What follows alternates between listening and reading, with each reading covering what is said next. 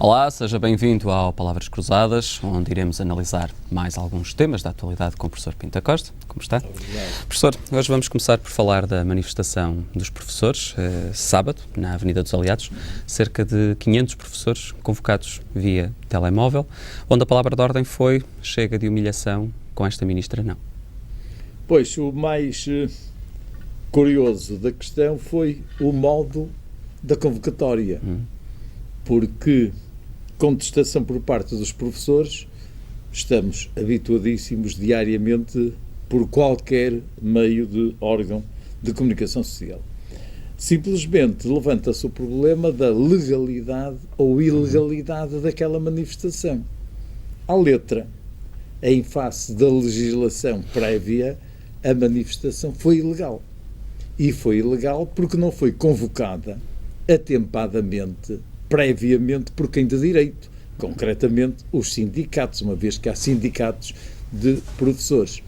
Portanto, nessa base, alguns professores, na sequência deste raciocínio, acabaram por ser identificados por estarem a colaborar numa manifestação ilegal. Pois, o problema põe-se aqui de dois níveis. Haverá possibilidade hoje de realizar convocatórias por métodos mais modernos do que pela convencional burocracia que todos conhecemos? Provavelmente. Hoje o telemóvel serve para tudo. O telemóvel até substituiu as cartas de amor. Hoje não há cartas de amor, nem é preciso muitas palavras. Basta em determinada ocasião dar um toque. E o interlocutor fica a saber que o outro se está a lembrar dele, que não se esqueceu, adoro-te, estripo-te, com todas aquelas traduções de afetividade próprias de quem está emocionado, muito emocionado, digamos, apaixonado. Portanto, nesta senda da modernidade, se for consentido, não escandalizará ninguém que também se possam fazer convocatórias ou vá lá tornar legal aquilo que já se faz, que é por telemóvel convocar as pessoas para aqui ou para acolá. Pois hoje está em via isso. Até não da constituição de um próximo sindicato, mas sim de uma associação. Exato. Associação cuja mobilidade passará por este pressuposto. Portanto, qualquer reunião convocada neste nível passará a ser legal e ninguém será identificado. Depois haverá que dar conhecimento, naturalmente também pelo CMS, para que as autoridades saibam que vai haver uma realização de moldes pacíficos, porque digamos, as palavras que estiveram em jogo, as palavras a nível de comunicar, não houve agressões, não houve transtornos os próprios professores não sabiam de onde vinha esta Pois não, esta ninguém comunicação. sabia. Eles receberam a SMS nos seus telemóveis, mas não faziam ideia de onde vinha. Não faziam a mínima ideia. Portanto, alguns até julgavam que era uma convocatória dos sindicatos, não é? Mas, na realidade, os sindicatos não poderiam, por falta de tempo, estar a fazer uma convocatória nestes moldes, e a coisa surgiu realmente mais uma manifestação. Eu julgo que a breve prazo haverá nova legislação a legitimar convocatórias deste género. Falou aí na associação que foi criada, a Associação Nacional de Professores, ainda não tem um estatuto jurídico, mas está a ser criada a Associação Nacional de Professores em defesa da educação. Acha que é uma boa medida colocar do lado dos professores, eles próprios reunirem-se, à margem até dos sindicatos, para defenderem a educação? Pois, eles já se reúnem, eles já conversam uns em casa dos outros, em lugares públicos, etc. Portanto, mais uma vez estamos aqui a querer legitimar um espaço que já foi conquistado. É que se discuta, pois eu acho sempre, da discussão nasce a luz. Portanto, é altamente positivo que os próprios professores, digamos, são os peões do terreno, são os combatentes do dia-a-dia que mostrem as dificuldades que têm, os benefícios, as vantagens, qual é o rumo que entendem que é mais favorável para levarem a cabo a sua missão. Portanto, não julgo que haja inconveniente, antes pelo contrário, acho que haja muita vantagem. Criar outro sindicato é complicado, uma vez que já há sindicatos agora, quanto mais sindicatos houver na mesma área, menor será a eficácia dos sindicatos, como é óbvio, não é? Portanto, mas a associação acho muito bem. Grande parte do mal-estar dos professores foi sentido precisamente na blogosfera, através dos blogs, mais uma nova tecnologia que permite também que se desenvolvam estas ideias. Estar em contacto é evidente que as pessoas logo emitem a sua opinião de qualquer maneira, com muita responsabilidade ou sem responsabilidade nenhuma, e depois, digamos, vai tudo passando de boca em boca, neste caso de blog em blog, e portanto, a realidade às vezes é como uma bola de neve, começa por nada e depois quando se dá por ela já pode provocar avalanches e coisas de género. Com esta democratização da era da informação é cada vez mais difícil controlar a forma como ela prolifera. É uma maneira diferente de estar no mundo. Nós temos que saber que hoje já o mensageiro é diferente do que era na Idade Média.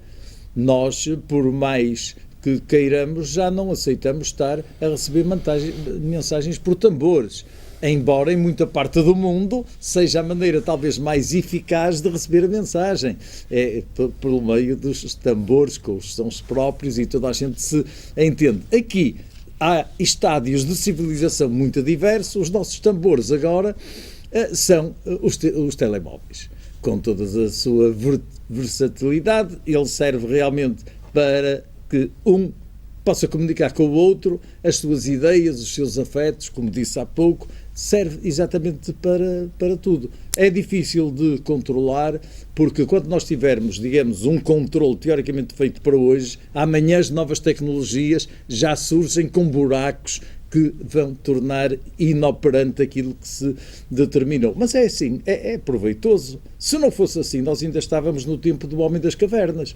Portanto, com todos os riscos das controvérsias, das ansiedades, pois, acho que o saldo que é positivo globalmente, e temos que nos preparar para isso, não é? A vida hoje é totalmente diferente do que era. Simplesmente de antes, de 5 em 5 anos, é que 30% do conhecimento se alterava, e eu não sei se continuarei a estabelecer estes prazos, se não será num período cada muito mais curto, e se a alteração não será ainda mais significativa. Mudamos então de assunto, vamos falar da Associação de Bares e Discotecas da Zona Histórica do Porto, que não desiste do tabaco. E numa das ideias que lançaram, pretendem transformar as discotecas em associações culturais e recreativas. Isto é uma forma de contornar a lei? É uma forma de pretender contornar a lei. Contornar não será, porque, efetivamente, nós sabemos. E aqui talvez fosse curioso inventar uma ASAI para esta matéria, porque na realidade nós sabemos muito bem que há muitas associações recreativas pelo país, sem, teoricamente, terem lucro, a finalidade do lucro, mas onde se faz tudo, inclusive se joga a dinheiro, o que não é legal. Digamos, à sombra daquele estatuto de sociedade recreativa. Aqui, efetivamente, se uma determinada instituição tiver esse estatuto, dentro das associações recreativas pode fazer-se tudo, inclusive pode fumar-se, por lei, mas não é esse espírito da lei. Nós informamos todos portugueses de que estamos muito ligados às leis, quando efetivamente os nossos comportamentos, e este é um deles, este relativo ao tabaco, tem mais de moral e de ético do que propriamente de legal. Porque não é por a lei dizer que se pode ou deixa de fumar, se continuar a fumar, a probabilidade de haver cancro e doenças cardiovasculares é exatamente a mesma. Quer dizer, não são as leis que vão resolver o problema, mas sim a moral. Mas normalmente as leis também são motivadas pela moral e pela ética, não é? São motivadas, mas se elas não forem cumpridas, já a moral e a ética fica para segundo lugar. Quer dizer, não basta realmente fazer leis, é preciso ver as consequências que essas leis têm, que é o caso aqui, porque na base estatutária de uma associação recreativa não há dúvida nenhuma que se pode fumar, como qualquer um de nós pode fumar em nossa própria casa. Mas do ponto de vista moral não o deve fazer, sobretudo se não viver sozinho, Porque se viver sozinho, o próprio está a pôr em jogo a sua saúde. Agora, se ele vive com outra pessoa, ou se ainda numa situação mais gravosa tem filhos, o problema então é totalmente diferente e é muito mais complicado. Temos que ver se, para além da possibilidade legal de cada um fazer em casa aquilo que quer, na sua privacidade, se do ponto de vista moral ele tem direito a estar a prejudicar o outro que viva com ele. Mas aí já estaríamos a entrar no campo das liberdades. Estamos, liberdades, direitos e garantias. Claro. Agora, realmente aqui, dar liberdades só pelo rótulo de ser uma associação recreativa, parece-me que é uma habilidade que resulta daquilo mesmo que eu estou a dizer. Acha que será minimamente execuível essa passagem de discotecas e bares a associações recreativas? Se não houver fiscalização. Porque se houver uma fiscalização adequada, que vá a uma sociedade recreativa e repare que se faz lá aquilo que se faz noutros sítios sem serem associações recreativas, naturalmente que numa sociedade organizada haveria um controle nesse género. Neste momento o problema é essas sociedades não serem fiscalizadas. Exato. Para mim é. Porque se forem fiscalizadas não há problema nenhum, sim senhor. As sociedades recreativas podem fazer aquilo que quiserem.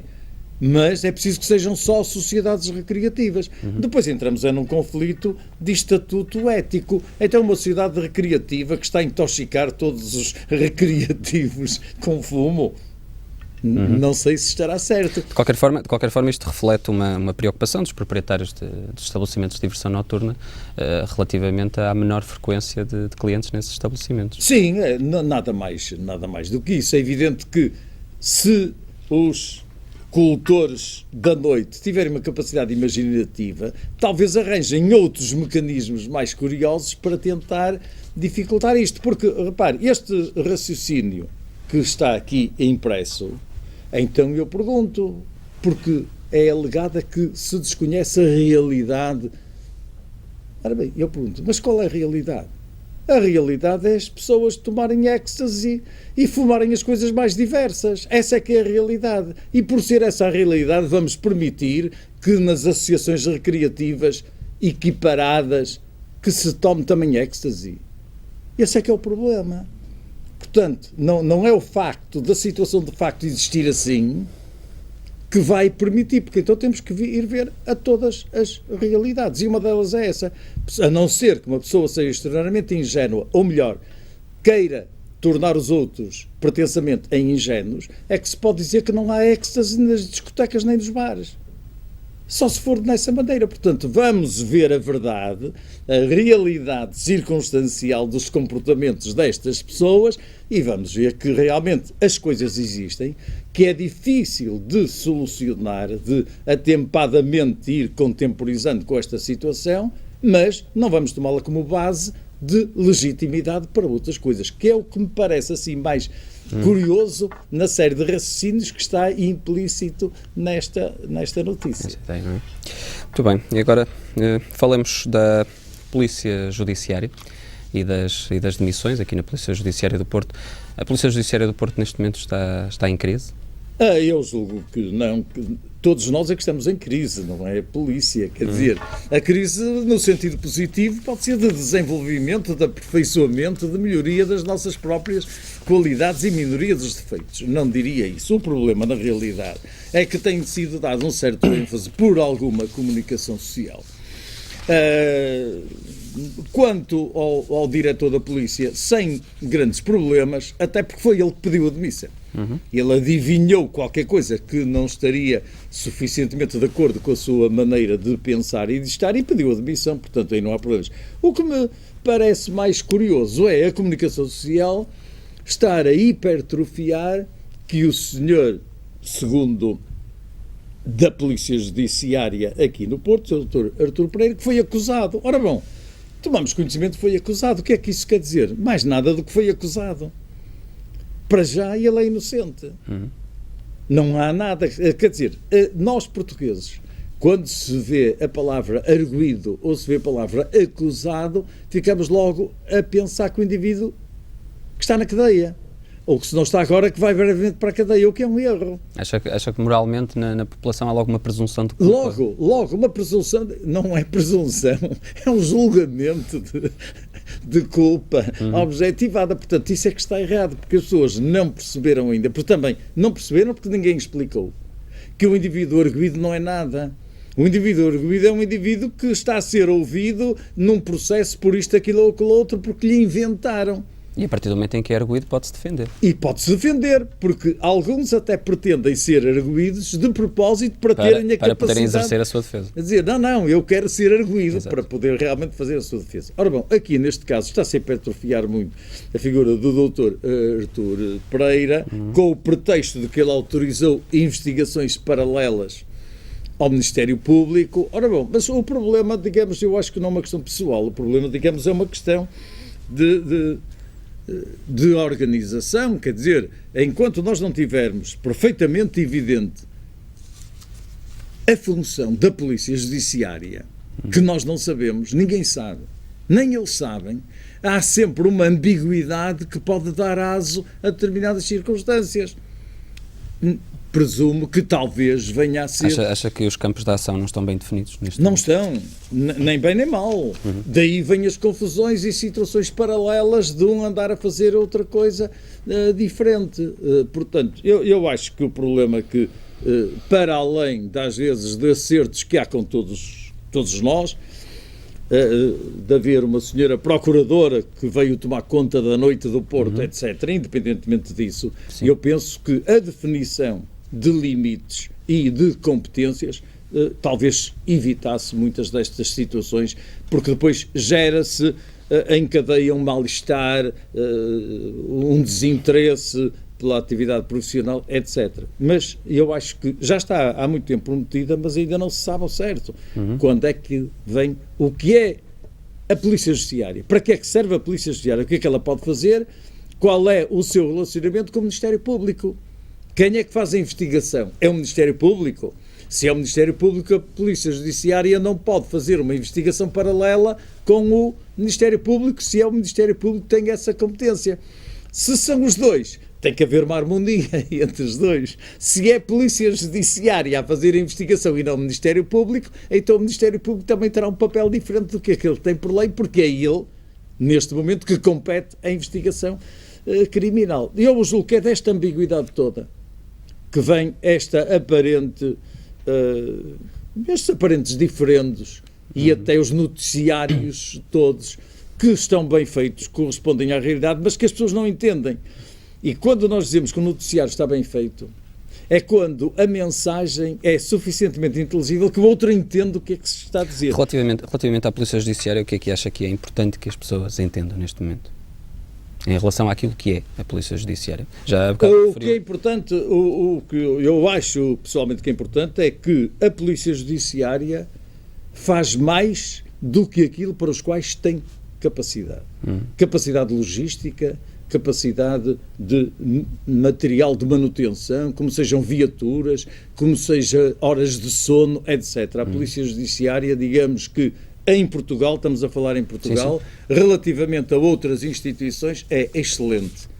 Não quer dizer que aqui ou acolá haja um ponto negro. Claro. Isso não, para mim não tem significado nenhum, porque um quadro branco que tenha 2 ou 3 caganitas de mosca, nem por isso lhe perturba a alvura, nem por isso esse quadro deixa de ser branco. Portanto, globalmente, a Polícia Judiciária é uma instituição de referência a nível nacional. É claro que se a Polícia Judiciária cumpre orientações e que nem sempre os resultados obtêm aquela eficácia necessária, o problema não será propriamente da Polícia Judiciária, mas de um sistema que coloca a Polícia Judiciária, digamos, numa subalternidade e sem capacidade de decisão. Mas, quando a Polícia Judiciária faz uma determinada investigação objetiva, que depois tem que ter uma decisão superior, se essa decisão superior, na sua competência legal, não aceitar a investigação, está nesse direito. E, portanto, o sistema é ambíguo e é muito complicado, e é por isso que nós temos uma organização judicial que é muito mais favorável ao criminoso do que à vítima. é precisamente por isso, porque as possibilidades, a necessidade de haver uma culpa provada, a prova da culpa em tribunal, quer dizer que um criminoso, se não se conseguir fazer a prova da culpa, é inocente.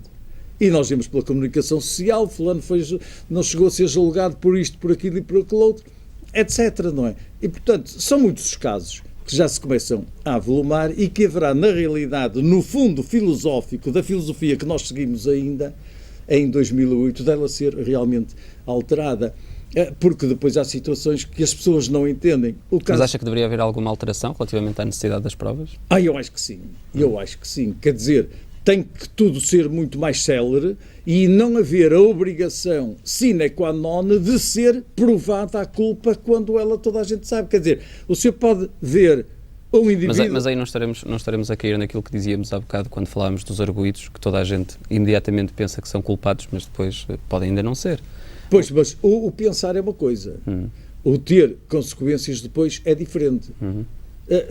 Nós temos o caso flagrante que toda a gente conhece, portanto não estou a cobrar segredo nenhum, a televisão até deu, sobre o caso do Dr. Bexiga. O Dr. Bexiga foi traumatizado, no entanto, não houve a culpa provada de ninguém, o Dr. Bexiga na prática não foi traumatizado, no entanto toda a gente viu as moças que ele tinha, e estes e outros casos. Ora bom, haverá que resolver o problema de outra maneira qualquer, para que não haja tantos casos de pessoas que efetivamente deveriam ser culpadas, mas que não são pelo sistema em si mesmo. Relativamente a esse caso, por exemplo, surge-lhe alguma ideia do que é que se poderia fazer, ou o que é que poderia ter sido feito e não foi?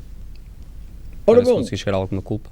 Eu acho que está tudo certo, porque as normas indicam que não foi provada a culpa de ninguém. E, portanto, o senhor ficou com os traumatismos sem qualquer consequência do ponto de vista de atribuir responsabilidade a fosse quem fosse.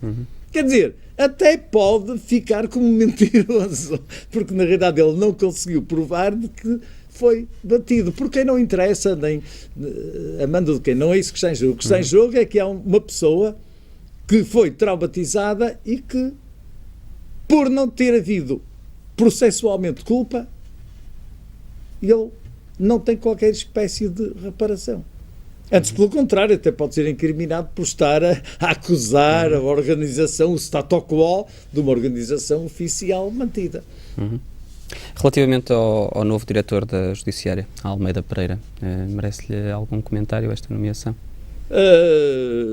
Eu não gosto de personalizar as coisas, nem não estar a comentar. Não posso dizer mais nada, que é uma excelente pessoa, não é? E que, portanto, se espera que, efetivamente, ele desempenhe o cargo.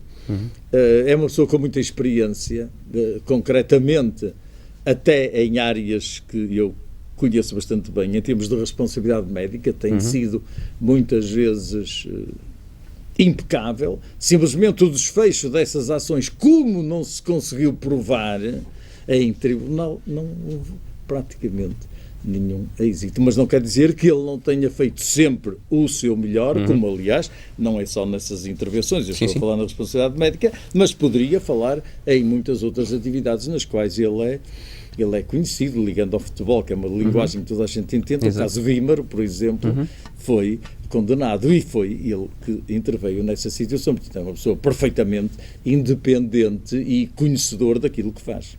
Muito bem. Este fim de semana foi também marcado pela fiscalização da divisão de trânsito da PSP na zona industrial do Porto, uma das zonas que tem mais discotecas aqui na zona do Porto, que resultou em 29 detenções dos condutores, dos quais 26 apresentavam uma taxa crime de álcool no sangue. Estes resultados até nem surpreendem, provavelmente se fizesse isso todos os fins de semana seria isso que aconteceria, não é? Pois, quer dizer, esse é um problema clássico que eu já tenho abordado muitas vezes. A solução melhor agora seria, não sei se as diversões noturnas concordariam comigo, mas seria terem uma carrinha para levarem os clientes a casa. E assim ninguém seria apanhado com álcool no sangue. Passado um prazo, podemos estabelecer em 72 horas, as pessoas iriam lá buscar o carro. Mas isso era necessário. Alguns locais de diversão em Portugal, não interessa a publicidade, Sim. já fazem isso. Alguns já fazem, mas devia ser institucionalizado.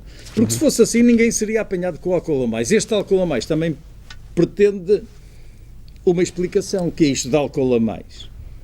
Quer dizer, o álcool a mais, para efeitos de criminalização, é 1,2 gramas por litro.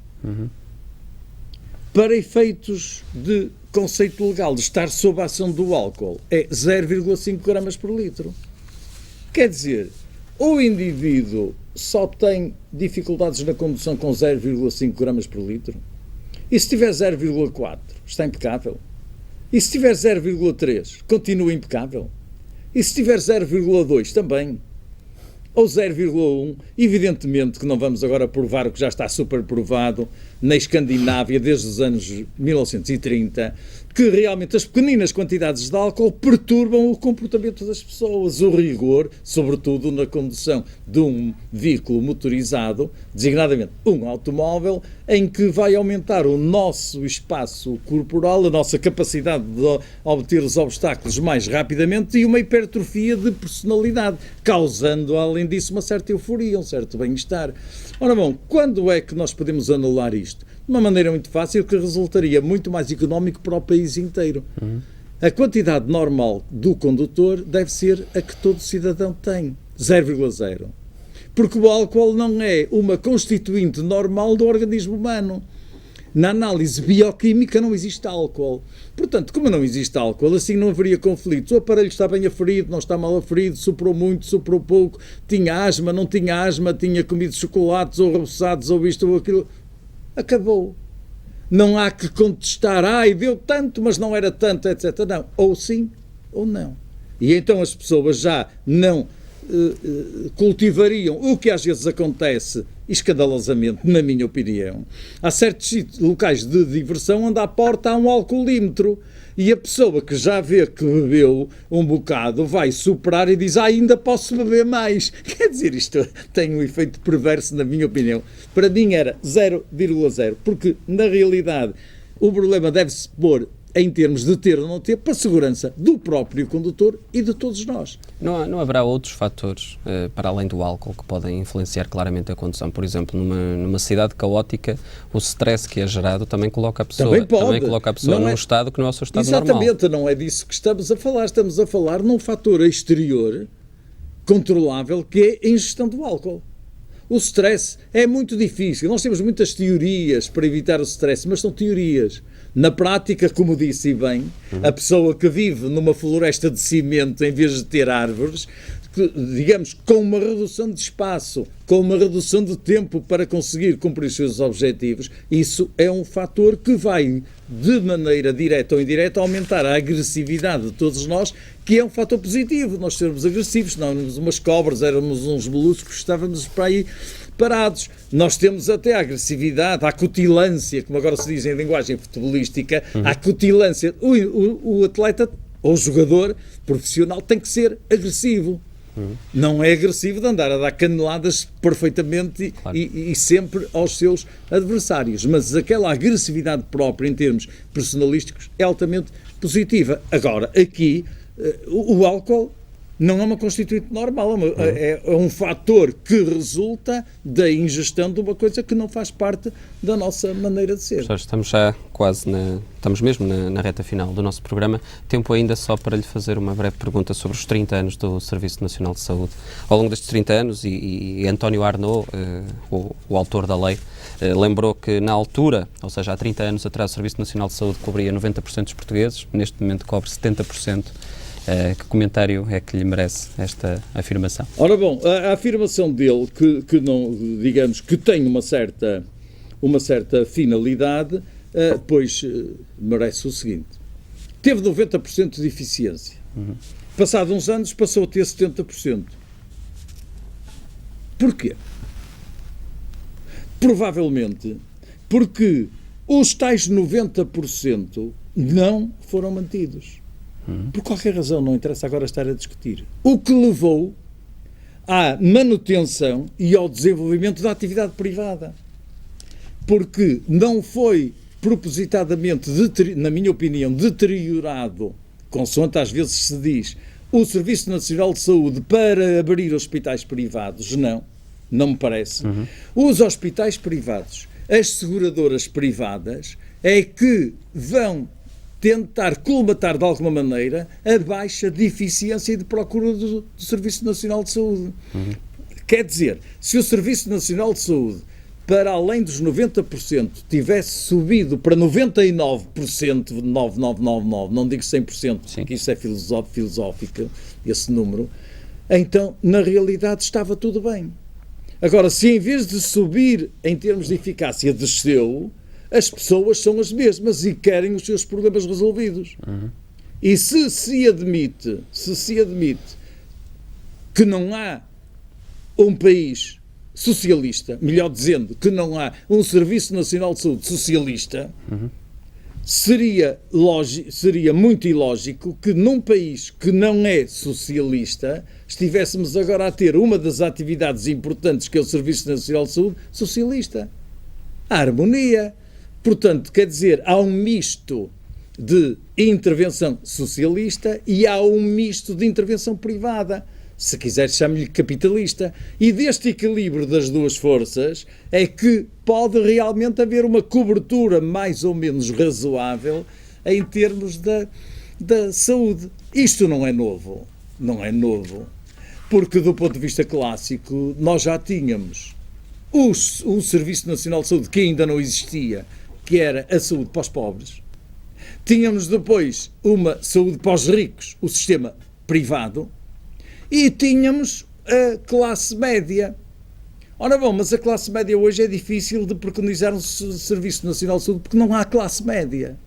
O problema bipolarizou-se aos ricos, e cada vez mais, e os pobres, cada vez mais. Portanto, nós temos é que atender a um sistema que pudesse permitir que todos nós tivéssemos Serviço Nacional de Saúde. Não sei, talvez estudar o que se passa lá fora. De que o médico receberia sempre o mesmo quantitativo, o rico pagaria 100%, o pobre não pagaria nada, e os intermédios pagariam consoante a sua capacidade económica. Talvez. Se estudarmos o que se passa lá fora, então, se consiga obter um certo equilíbrio. Muito obrigado, professor. Obrigado. Termina assim mais este Palavras Cruzadas. Fique bem, até amanhã.